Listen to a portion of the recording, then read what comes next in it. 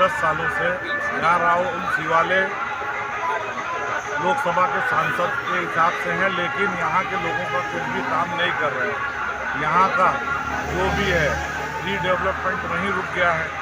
यहाँ के जो लोगों में बेरोजगारी बढ़ गई है, जो आज के युवा है उन्हें कोई रोजगार नहीं मिल रहा है, और यहाँ सफाई का या रीडेवलपमेंट में कोई भी उनका इंटरेस्ट नहीं है। सिर्फ वो बिल्डरों की मदद करने में उनका इंटरेस्ट है और गरीब लोगों की तरफ उनका कोई इंटरेस्ट नहीं है। अच्छा, यहाँ पे SRA के बहुत बड़े प्रोजेक्ट चल रहे थे। ऐसा कहा जा रहा है कि वहाँ के जो झोपड़पट्टी के लोग हैं वो 2 से 3 हज़ार तक झोपड़पट्टी के लोग जो है वो बेघर हुए हैं, और जो बिल्डर जो है उन्होंने अपनी ज़मीन जो है उनके कस्टडी में ली है। इसको आप कैसे देखते हैं? ये सारे जो डेवलपमेंट होना तो बहुत ज़रूरी है, लेकिन जो वहाँ के रहवासी हैं उनका सही मानों में उनका पात्र अपात्र होना चाहिए, और उनका जो शिफ्टिंग है का मामला है उनको यहाँ से उठा के कहीं लंबे माहौल ऐसी जगहों पे भेज दिया जा रहा है। ये नहीं होना चाहिए। न्यू डेवलपमेंट हो तो वहीं पे कुछ आगे पीछे में उनको भी रहने का बिल्डिंग और उनका रहने की सुविधा करके देना चाहिए। वंचित ने पूरे स्टेट में बड़े पैमाने पर मुस्लिम कैंडिडेट खड़े किए हैं। कुछ लोग जो है इस पर आपत्ति जता रहे हैं। उसका कहना है कि मुस्लिम वोटों का पोलराइजेशन होकर उसमें बड़े पैमाने पर बीजेपी की सीट्स निकलेगी। आप इसको कैसे देखते हैं? ये लोगों का कहना गलत है। मुसलमान वोट आज़ादी के बाद से अक्सर कांग्रेस के साथ रहे हैं। कांग्रेस में मुसलमान अक्सर वोट देते आए हैं, लेकिन कांग्रेस जो है उनका लोगों का वोट ले रही है मुसलमानों को। उनको वोट चाहिए, लेकिन उनको उम्मीदवार नहीं चाहिए। अगर वो उम्मीदवार नहीं देंगे तो जीत के लोग सांसद लोकसभा में नहीं पहुंचेंगे।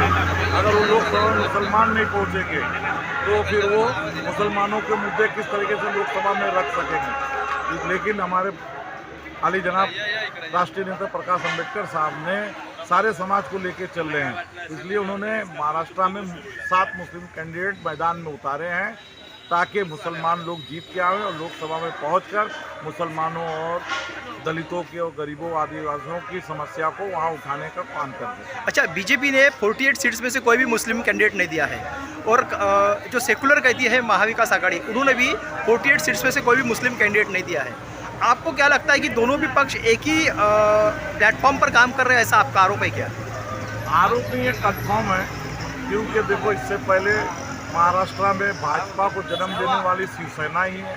जो पहले भाजपा का महाराष्ट्र में कोई वजूद नहीं था, शिवसेना ने उसको जन्म दिया, और बढ़ते बढ़ते वो इस कदर बढ़ गई कि सियासी लड़ाई में वो शिवसेना को पीछे छोड़ दी और भाजपा आगे आ गई, और सेना के 2 टुकड़े करा दी गई।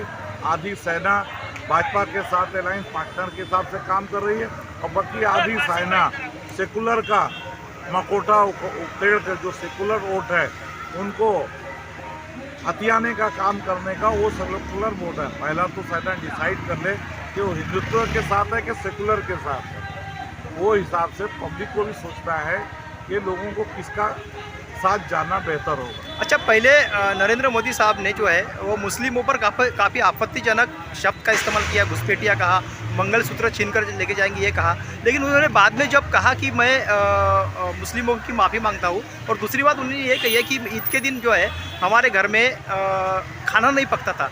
इसका क्या मतलब है कि वो वोट बैंक के लिए उन्होंने यू टर्न लिया है?